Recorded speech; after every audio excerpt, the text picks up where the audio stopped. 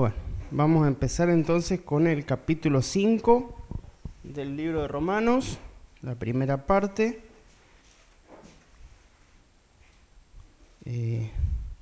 Vamos a leer los 11 versículos, aunque después tengamos que leerlos de nuevo. Dice: justificados pues por la fe, tenemos paz para con Dios por medio de nuestro Señor Jesucristo, por quien también tenemos entrada por la fe a esta gracia, en la cual estamos firmes y nos gloriamos en la esperanza de la gloria de Dios. Y no solo esto, sino que también nos gloriamos en las tribulaciones, sabiendo que la tribulación produce paciencia, y la paciencia prueba, y la prueba esperanza, y la esperanza no avergüenza, porque el amor de Dios ha sido derramado en nuestros corazones por el Espíritu Santo que nos fue dado. Versículo 6 del capítulo 5 de Romanos dice: porque Cristo, cuando aún éramos débiles, a su tiempo murió por los impíos. Ciertamente, apenas morirá alguno por un justo. Con todo, pudiera ser que alguno osara morir por el bueno. Mas Dios muestra su amor para con nosotros, en que siendo aún pecadores, Cristo murió por nosotros. Versículo 9, pues mucho más, estando ya justificados en su sangre, por él seremos salvos de la ira. Porque si siendo enemigos fuimos reconciliados con Dios por la muerte de su Hijo, mucho más, estando reconciliados, seremos salvos por su vida. Versículo 11 dice: y no solo esto, sino que también nos gloriamos en Dios por el Señor nuestro Jesucristo, por quien hemos recibido ahora la reconciliación. ¿Sí? Bien. ¿Cómo era esto? Si no me lo... No sé si... No sé. Ese era el... Ahí está. Bien. Bueno, ahí entonces el primer versículo dice: justificados pues por la fe, tenemos paz para con Dios por medio de nuestro Señor Jesucristo. ¿Sí? Dice que eso es un término legal, ¿sí? Una declaración de Dios como juez, ¿sí? Justificados pues por la fe. Entonces, ahí hemos puesto esa imagen, ¿sí? El juez ha bajado el martillo, ha dictado sentencia y dice que nosotros estamos justificados, ¿sí? No es algo que a nosotros nos parece, no es algo relativo, algo que nos pueden quitar, sino que el término que se usa ahí es algo legal, ¿sí? Algo de los tribunales. Entonces Dios dictó sentencia y nosotros, de ser pecadores condenados, ¿sí? Pecadores perdidos, ahora pasamos a estar justificados, ¿sí? Detrás de eso, por supuesto que hay todo un proceso, podríamos decir, toda una obra, ¿sí? No es que así nomás, ¿sí? Sino que hay toda una obra de Dios por la cual nosotros hemos sido justificados, ¿sí? Bien. Justificados pues por la fe, bueno, eso es lo que decíamos, quedó al revés ahí, pero es un decreto legal, ¿sí? Y esto junto con lo que viene en el versículo 2, que dice que tenemos entrada por la fe a esta gracia, en la cual estamos firmes y nos gloriamos, y todo lo que dice después, ¿sí? Es algo que nosotros tenemos que entender, ¿sí? Y asimilar y vivir, ¿sí? Bueno, yo he crecido con esto, ¿sí? Todo lo que he escuchado es esto, así que lo tengo bien en claro, no sé cuánto vivo de eso, pero por ahí alguna persona que viene del mundo, o viene quizás de la Iglesia Católica, quizás le cueste entenderlo un poco más, ¿sí? El hecho de que nosotros, delante de Dios legalmente, no tenemos pecado, ¿sí? Dios nos mira a través del Señor Jesucristo y dice que nosotros estamos limpios, ¿sí? Y lo que sigue después, que dice que nosotros tenemos entrada por la fe, ¿sí? Y tenemos entrada, podemos decir, directamente a la presencia de Dios, ¿sí? Y es algo que a veces lo hablamos así, a veces ya le digo, nosotros que llevamos mucho tiempo en la iglesia, lo tenemos como algo común, pero estamos hablando de esto, ¿sí? Nosotros pecadores perdidos, todo lo contrario a lo que Dios es, ¿sí? Ahora nosotros podemos en cualquier momento y en cualquier lugar entrar a la presencia de Dios, por supuesto con nuestras oraciones. En otro sentido, estamos siempre ahí en la presencia de Dios, ¿sí? Entonces, algo para que nosotros lo meditemos y lo tengamos presente, ¿sí? No es una cosa así nomás, está basado en el sacrificio del Señor Jesucristo, pero es esto, ¿sí? Bueno, ya vemos eso, pero ahí lo vemos enseguida. Sí, hoy puse una sala de audiencias de un rey, ¿sí? Pero es esto, ¿sí? O sea, si yo fuera a querer hablar, no sé, la Casa Blanca o la Casa Rosada o donde sea, quisiera entrar ahí, me sacan seguro, ¿no? Si quisiera entrar por una vía diplomática, legal, tendría que pedir un permiso, no sé qué tendría que hacer y tal vez no me reciban.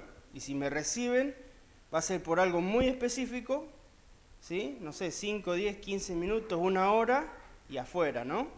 Yo no tengo acceso a esos lugares, qué sé yo, estos días que falleció la reina de Inglaterra, ¿sí? Si yo quisiera entrar ahí al palacio donde vivía, no, ¿cierto? Ahora yo, acá de donde estoy y quién soy, yo puedo entrar a la presencia de Dios, ¿sí? Cuantas veces quiera y como sea, ¿sí? O sea, como sea. Por supuesto que tiene cierta... Pero puedo entrar a la presencia de Dios, ¿sí? Y de una forma consciente al orar, puedo entrar a la presencia de Dios. Y puedo entrar, también estoy ahí siempre, ¿no? Ya lo vamos a ver. Pero digo, conscientemente, ¿cuántas veces hoy cada uno de nosotros ha entrado a la presencia de Dios? ¿Sí? Y algo que se nos hace algo habitual, algo común, ¿sí? Piensen en eso, ¿sí? Lo que nosotros somos y lo que Dios es, ¿sí? Esa diferencia tan grande, pero podemos entrar a la presencia de Dios, ¿sí? Vamos a volver un poquito para atrás, ¿sí? Eso ya lo vimos. Sí, dice, tenemos paz para con Dios por medio de nuestro Señor Jesucristo. Eso es otra parte, sí es lo mismo, ¿sí?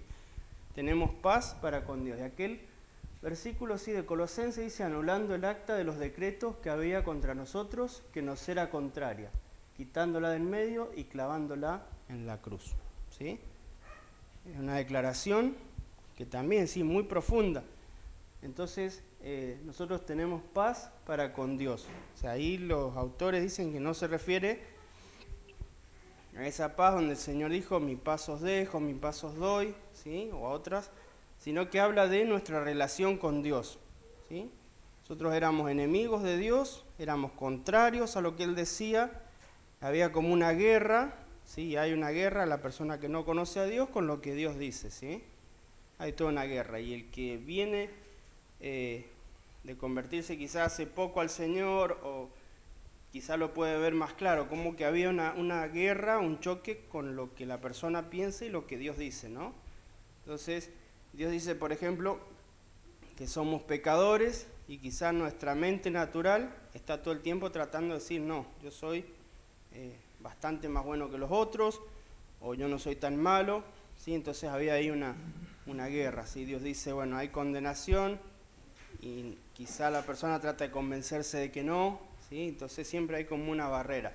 Ahora dice, nosotros ahora tenemos paz para con Dios, ¿sí? Ha cesado esa lucha, esa pelea, y hay un conformarse de nuestra mente a lo que Dios dice, ¿sí? Ya vamos en la misma dirección. Entonces Dios dice que yo soy un pecador, y yo entiendo que soy un pecador, ¿sí? Dios dice que mis fuerzas no son suficientes para ser salvo ni para vivir la vida cristiana. Bueno, yo lo entiendo y lo acepto, ¿sí? Me voy conformando a eso que Dios está diciendo, ¿sí? Dios dice, bástate mi gracia. Bueno, yo he hecho mano de la gracia de Dios para vivir mi vida como creyente. Antes no quería que Dios me ayudara, yo quería hacerlo yo solo, ¿sí? Entonces ahora hay paz en ese sentido, ¿sí? Estamos de acuerdo con Dios, ¿sí? Bien, eso ya lo vimos, ¿sí? Bueno, yo ahí había puesto 2 ejemplos, ¿no? No sé si todos se acuerdan de la historia de Mefiboset, ahí en el Antiguo Testamento, con respecto a David, ¿sí? Bueno, ahí le dijo David, no tengas temor, porque yo a la verdad haré contigo misericordia por amor de Jonatán tu padre, y te devolveré todas las tierras de Saúl tu padre, y tú comerás siempre a mi mesa. ¿Sí? Vamos a leer la historia y después ustedes, si quieren, la leen, es una historia interesante. Entonces David es rey de Israel, ¿sí? El otro rey que estuvo antes era el rey Saúl, ¿cierto? Hubo guerra entre ellos, de alguna manera, hasta que David quedó como rey. David siempre siguió la voluntad del Señor. De Saúl estaba el hijo de Saúl, que era Jonatán, ¿sí? Y era amigo de David, mejor amigo de David, ¿sí? Por esta guerra, podemos decir que hubo, sí que hubo desobediencia de parte de Saúl, ¿sí?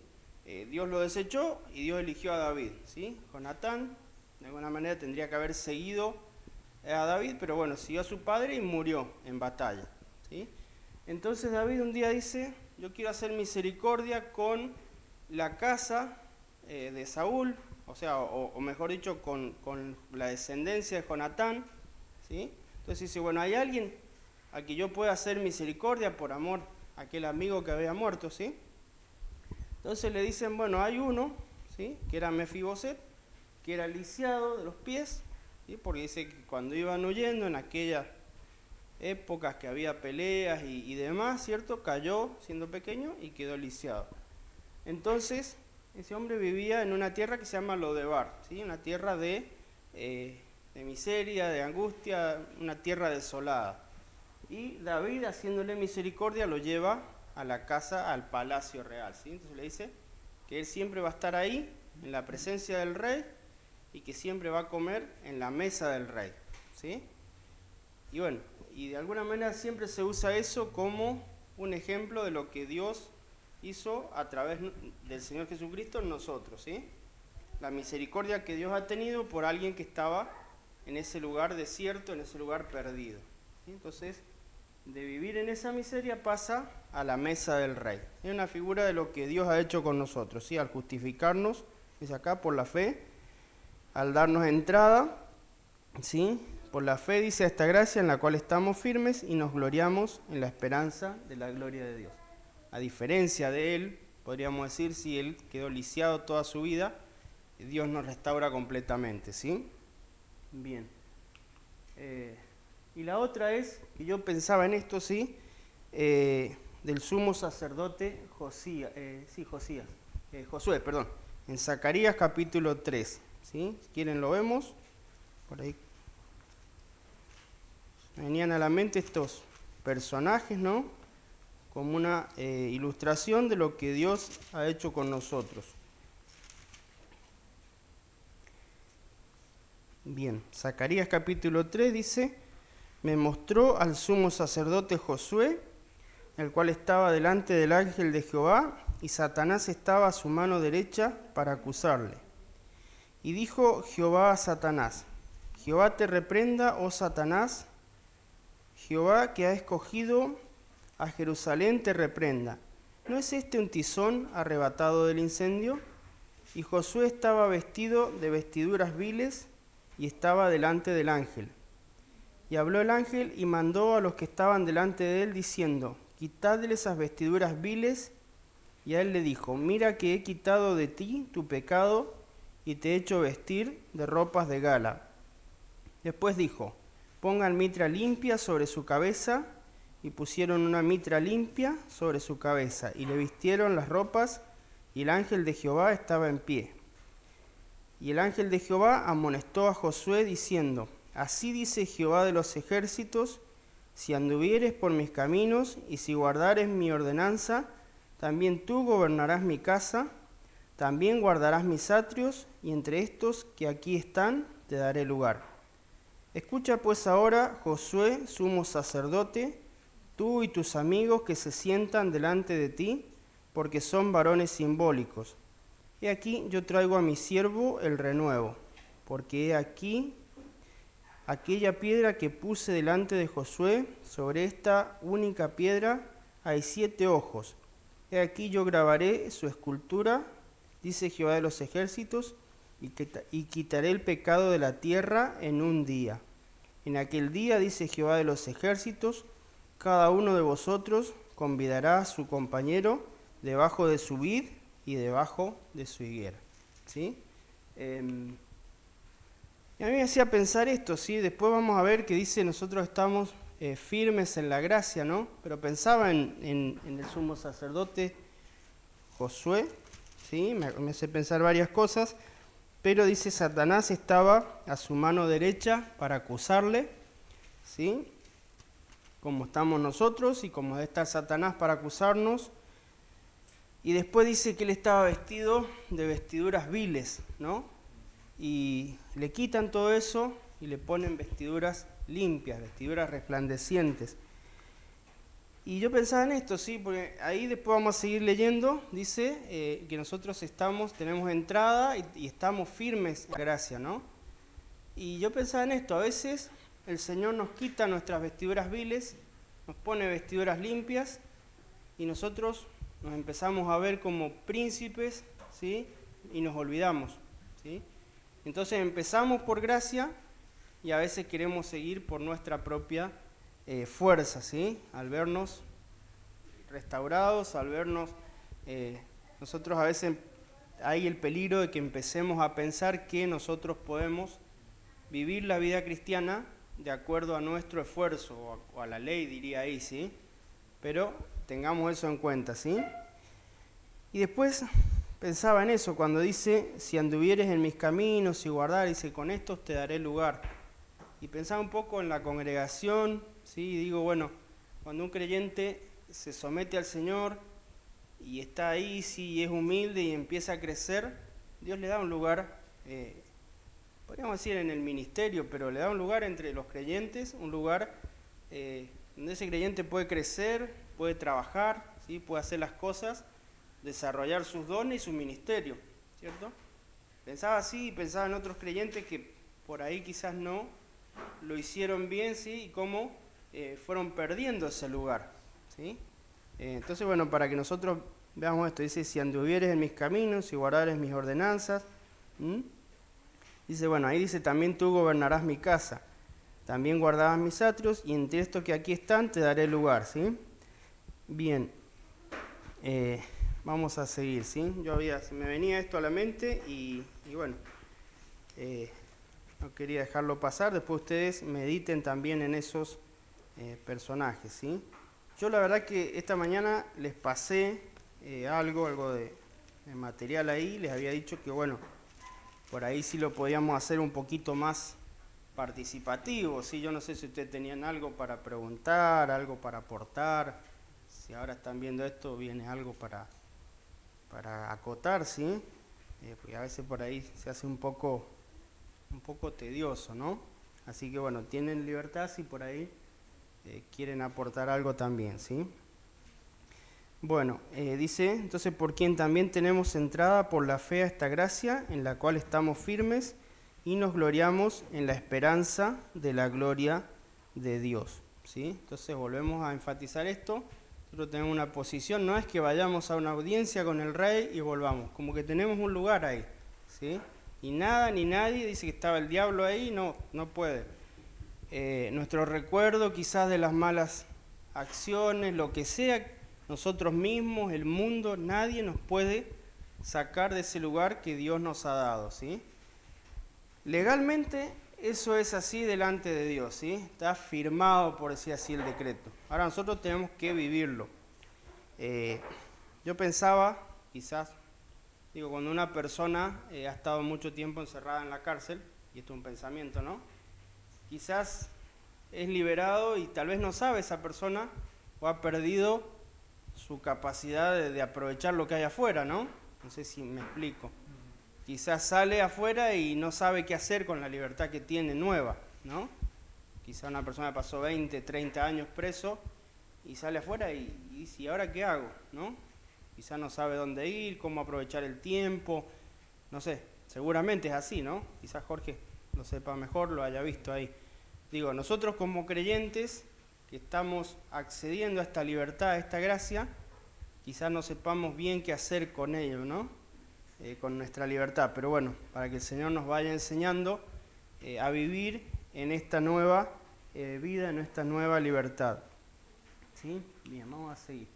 Después hay el versículo 3, dice, y no solo esto, sino que también nos gloriamos en las tribulaciones, sabiendo que la tribulación produce paciencia, y la paciencia prueba, y la prueba esperanza, y la esperanza no avergüenza, porque el amor de Dios ha sido derramado en nuestros corazones por el Espíritu Santo que nos fue dado. ¿Sí? Eso ya es la vida cristiana. Ahí está en otra traducción que a mí me pareció un poquito más entendible, porque acá dice, no sé si está bien traducido, pero dice, y no solo esto, sino que también nos gloriamos en las tribulaciones. Eso para mí sería la prueba, ¿no? Y después dice, y la paciencia produce prueba. Entonces no entendía yo bien qué es lo que quería decir. Supuestamente si tenés una tribulación, ya estás en la prueba, ¿no? Bueno, ahí entonces traduce, y no solo esto, sino también en nuestros sufrimientos, porque sabemos que el sufrimiento produce perseverancia, y la perseverancia entereza de carácter, y la entereza de carácter esperanza. Ahí tal vez se entienda un poquito más, ¿sí? Ahora, entonces, dice acá los comentaristas que los hermanos o alguien le iba a decir, bueno, Pablo, vos vivís en una nube, ¿sí? Bajá a la tierra, ¿sí?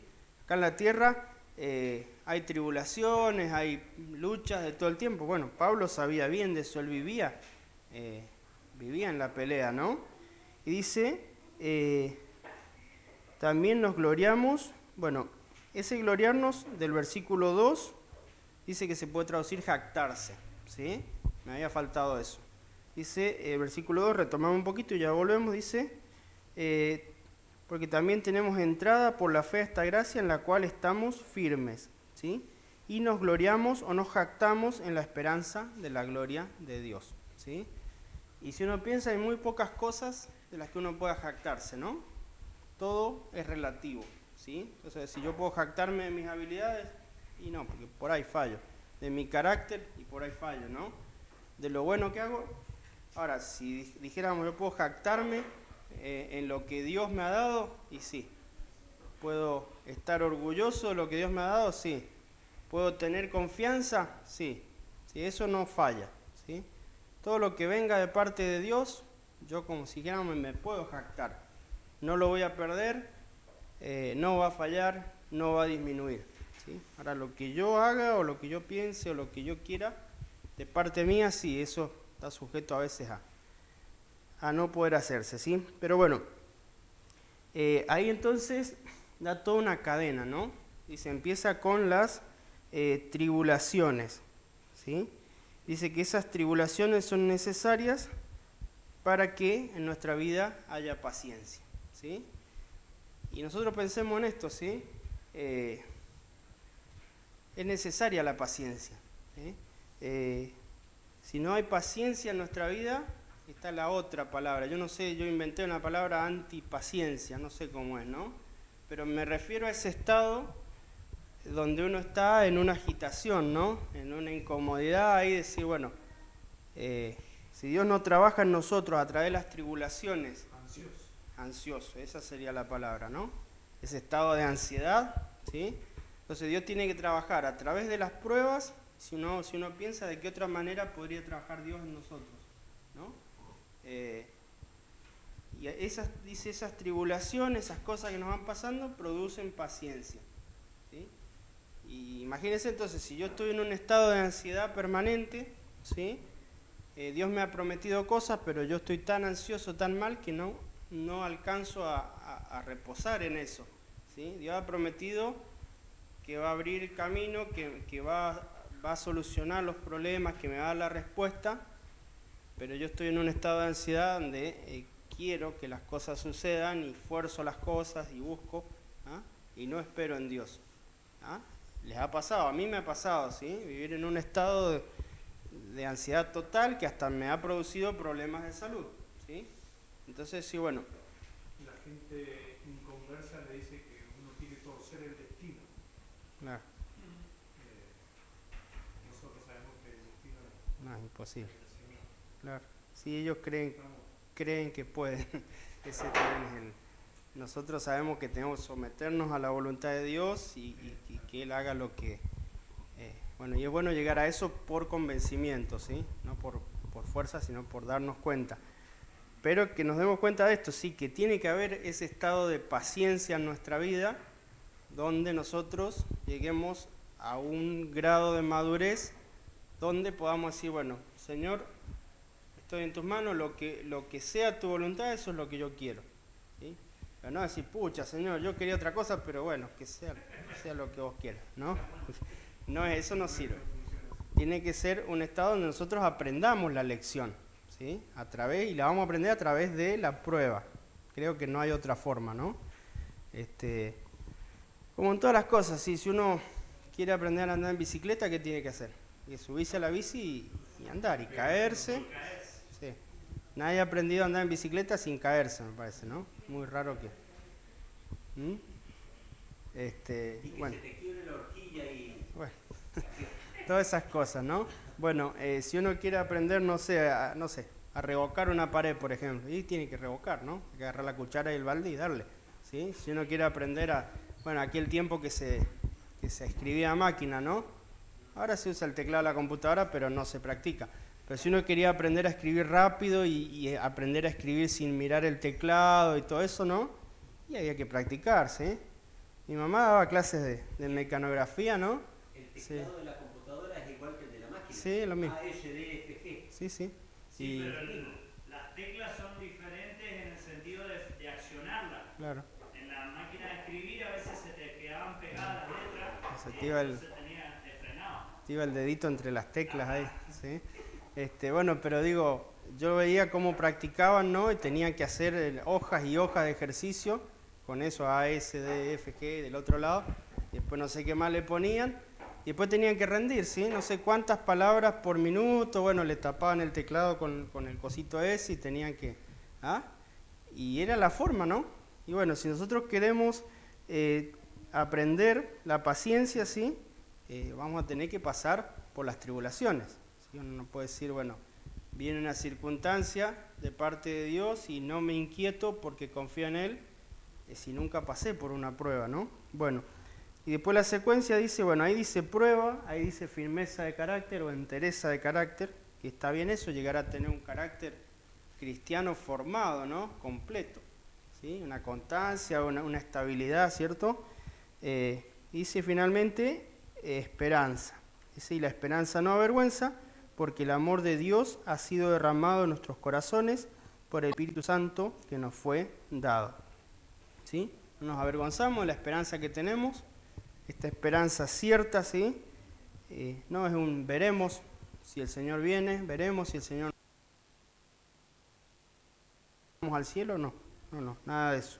¿Sí? Dice, y el amor de Dios ha sido derramado en nuestros corazones por el Espíritu Santo que nos fue dado. Eso también es para meditarlo, ¿sí? Decía un hermano, si a veces nosotros no somos conscientes de este amor de Dios, no de cuentagotas, sino derramado, es porque quizás no le estemos dando el lugar al Espíritu Santo, dice, ¿no? Bien. Eso, ¿no? El amor de Dios ha sido derramado en nuestros corazones por el Espíritu Santo que nos fue dado. ¿Sí? También otra realidad tremenda, ¿sí? Nos habla del amor de Dios derramado hacia nosotros y nos habla del Espíritu Santo que también nos ha sido dado. Son verdades sumamente grandes, ¿sí? ¿Cómo descansa, por decirlo de una manera, cómo descansa uno cuando estás en ese estado que te da el Señor al atravesar una prueba, ¿no? Una prueba grosa, y vos sabés de que el Señor está en control. No es lo mismo cuando no tenés al Señor y lo vivís solo, sino que te da esa calma, esa paz para atravesar ese momento a pesar del dolor o la amargura, lo que sea. Vos sabés que el Señor está obrando y te da ese descanso, que es difícil de explicar, pero Sí, sí. se consigue solo con ese estado que decís vos. Es lo único, ¿sí? Bueno, y ese sería el estado ideal al que tenemos que llegar como creyentes. Si estamos viviendo de otra manera, por ahí hay que revisar qué es lo que está mal, porque es un estado cristiano anormal, ¿sí? Estamos viviendo como cristianos enfermos, diríamos, ¿no? Uno tiene que confiar en el Señor. Con todo esto que estamos viendo, ¿sí? Con lo que vamos a ver ahora que sigue, tenemos que confiar, ¿sí? A veces pienso yo, no hay seres humanos a los que nosotros le tenemos confianza y no han dado lo que el Señor ha dado por nosotros. ¿Por qué nos cuesta tanto descansar en el Señor? ¿Sí? Bien, ahí versículo 6 dice, porque Cristo cuando aún éramos débiles, a su tiempo murió por los impíos. Bueno, ¿por quiénes murió Cristo? Puse yo ahí. Decía, serán aquellos descritos en los capítulos 1 y 2. ¿Se acuerdan cuando leíamos de toda esa espiral que la humanidad iba bajando, no? Murió por esas personas. Después leíamos en el capítulo 2 de los judíos, ¿cierto? Que decían, bueno, los paganos que hacen esto, que hacen un ídolo, que lo adoran, que cambian la imagen de Dios por seres inferiores, ¿sí? Y decía, el judío no hacía eso, pero hacía otras cosas. Bueno, por todos esos murió Cristo, ¿sí? Bueno, ahí hay una cita en Gálatas 4:4, que no me acuerdo qué dice, así que lo vemos.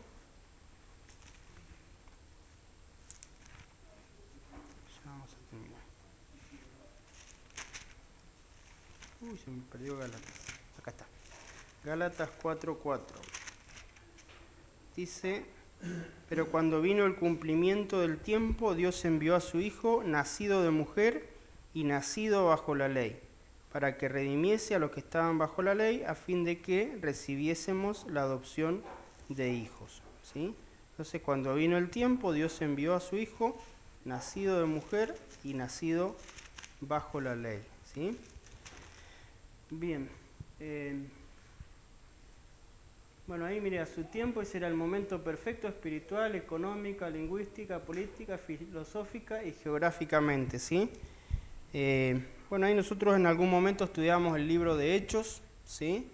Cuando uno estudia todo el panorama, ¿cierto? Dice que en el momento que nació el Señor Jesucristo, el mundo estaba unificado bajo el Imperio Romano, ¿sí? Si ustedes ven ahí el mapa, por ejemplo, está el mar Mediterráneo, ¿sí? Está como entre Asia y Europa ahí, ¿cierto? Los romanos habían liberado toda esa zona de piratas, todo, y el lenguaje, el idioma era uno solo en todo el imperio, ¿sí? Era el momento perfecto para que viniera el Señor Jesucristo y para que el Evangelio se difundiera, ¿sí? Habían caminos que había hecho Roma, ¿sí? Era todo un solo imperio, era una sola lengua, había cierto, entonces por eso el Evangelio, después de la muerte del Señor, se dieron todas esas circunstancias, ¿sí? Entonces el Señor a su tiempo, podemos hablar de esa parte, murió por los impíos, en el tiempo históricamente exacto, ¿sí? Pero al tiempo de Dios y al tiempo más conveniente, ¿sí? Murió por los impíos, o por nosotros, ¿sí? Bien. Bueno, eso lo puse yo ahí, pero está bien, sí, eso para después pensarlo. Dice, el sacrificio de un cordero siempre se hacía cuando había un pecador u ofensor declarado, ¿sí? De manera que si yo admito que Cristo es el sacrificio por los pecados, yo soy el oferente, ¿no? De alguna manera, ¿sí? Pero bueno, de alguna manera el que llevaba el cordero estaba ya en el acto de llevar el cordero declarando su pecado. Dice, ciertamente, versículo 7, apenas morirá alguno por un justo, con todo pudiera ser que alguno osara morir por el bueno. ¿Sí? Versículo 8 dice, mas Dios muestra su amor para con nosotros, en que siendo aún pecadores, Cristo murió por nosotros. Esa es la demostración del amor de Dios. ¿De qué manera, sí? ¿De qué manera mostró la medida del amor que Él nos tiene hacia nosotros, sí? Mandando a su Hijo a morir en la cruz por nosotros, ¿sí? Bueno, yo he puesto ahí un padre dando a su hijo a los verdugos. Y sí, alguien que es padre podría hacer lo mismo. Entonces eso nos ilustra la medida del amor del Dios hacia nosotros, ¿sí? Seguramente sería más fácil sacrificarse uno que sacrificar un hijo, ¿no? Con toda seguridad que es más fácil. Ahora, esa es la dimensión del amor de Dios, ¿sí? ¿Cómo lo demuestra Dios? Dando a su Hijo por nosotros, ¿sí? Yo no daría un hijo mío a que diera su vida por un asesino, por un violador o por lo que fuera, ¿no? Decir, bueno, que mi hijo sacrifique su vida, que sufra la pena de muerte, para que un pecador así o una persona así en la sociedad esté libre, yo no podría hacerlo, ¿sí? Y si me dan a elegir, sería más fácil hacerlo, o sea, ofrecerme yo que ofrecer a mi hijo, ¿sí? Bueno, dice, ¿cómo demuestra Dios ese amor hacia nosotros? Dando a su hijo a morir por nosotros, ¿sí? Y es una frase que se ha escuchado muchísimo, el mismísimo Dios no tenía nada más grande que ofrecer, ¿sí? Que nos quepa o no nos quepa en la cabeza, es así, ¿sí? No hay nada más grande que eso que se ofreció por nosotros para librarnos de nuestros pecados y de nuestra condenación. No hay nada más. Si Dios hubiera ofrecido el universo creado completo y 1000 universos más que hubiera creado, no iguala ese valor, ni cerca, ¿sí? Bien. Decía también un comentarista, dice, eso demuestra también la magnitud de la maldad del hombre, ¿sí? Bueno, ante semejante acto de gracia yo no puedo ofrecer nada que lo iguale, ¿no? A veces hablábamos ahí de la gracia, por más buenas obras que yo pudiera hacer, pongamos que tuviera capacidad para hacer excelentes obras y cantidad de obras, aún no puedo competir con esa entrega, ¿sí? Siempre va a ser la gracia de Dios hacia mí. Bueno, y si alguien se pierde, por supuesto, es por su propia decisión. A veces se habla de la predestinación, de esto, lo otro, sí, pero si una persona se pierde no es porque Dios no quiera, porque ahí está la demostración, ¿sí? Todo lo que Dios ha entregado para que el pecador no se pierda, ¿sí? Está más interesado Dios en la salvación del pecador que el pecador mismo, ¿sí? Bien. Bueno, eso estaba ahí, no lo vamos a ver ahora. Yo lo mejoré un poquito porque lo había sacado de una página, después ustedes lo ven, ¿sí? Dice, porque si siendo enemigos, bueno, versículo 9, pues mucho más, estando ya justificados en su sangre, por él seremos salvos de la ira. Porque si siendo enemigos fuimos reconciliados con Dios por la muerte de su Hijo, mucho más, estando reconciliados, seremos salvos por su vida. Y no solo esto, sino que también nos gloriamos en Dios por el Señor nuestro Jesucristo, por quien hemos recibido ahora la reconciliación. ¿Sí? Yo voy a terminar ahí. La otra parte habla ya de otro tema, así que lo vamos a ver la próxima. Pero yo pensaba en esto, ¿sí? Todo esto que hemos visto son los beneficios o los resultados de la justificación, ¿sí? Desaparecieron nuestros pecados, el acta esa que decía, ¿no?, que nos condenaba, desapareció. Tenemos acceso a la presencia de Dios, ¿sí? Tenemos la gracia de Dios obrando en nuestra vida, ¿sí? Tenemos todo lo que hemos estado viendo, ¿sí? Así que es podemos decir, una fiesta permanente, un regocijo permanente. Cuando el apóstol habla de regocijarnos, de gloriarnos, ¿sí? Tenemos motivos, ¿sí? Cada vez que pensemos en esto tenemos motivos, ¿sí? A veces no tomamos la dimensión de lo que es, y a veces los problemas, las cosas de todos los días nos hacen olvidar de esto, ¿sí? Pero podemos estar permanentemente de fiesta, podríamos decir, o de regocijo al pensar en estas cosas, ¿sí? Cuando leíamos ahí del sumo sacerdote Josué, dice, y el diablo estaba ahí, Satanás estaba para acusarle. No hay problema, ¿sí? ¿Qué tan poderoso es el enemigo? No importa, ¿sí? Dios está para abogar por nosotros, ¿sí? Tenemos tribulaciones, ¿sí? Y siempre las tenemos que saber que esas tribulaciones son las herramientas que Dios usa para trabajar en nosotros, ¿sí? Entonces, la estamos pasando mal, estamos pasando una prueba, no le quitamos el peso y lo que sea, pero también podemos pensar que eso es una obra de Dios y que está en las manos de Dios, ¿sí? No se le escapa. A veces nosotros, como decimos, se nos van las cosas a las manos, ¿no? Queremos hacer algo y se nos escapa, nos desborda. Ahora, al Señor nunca le pasa eso.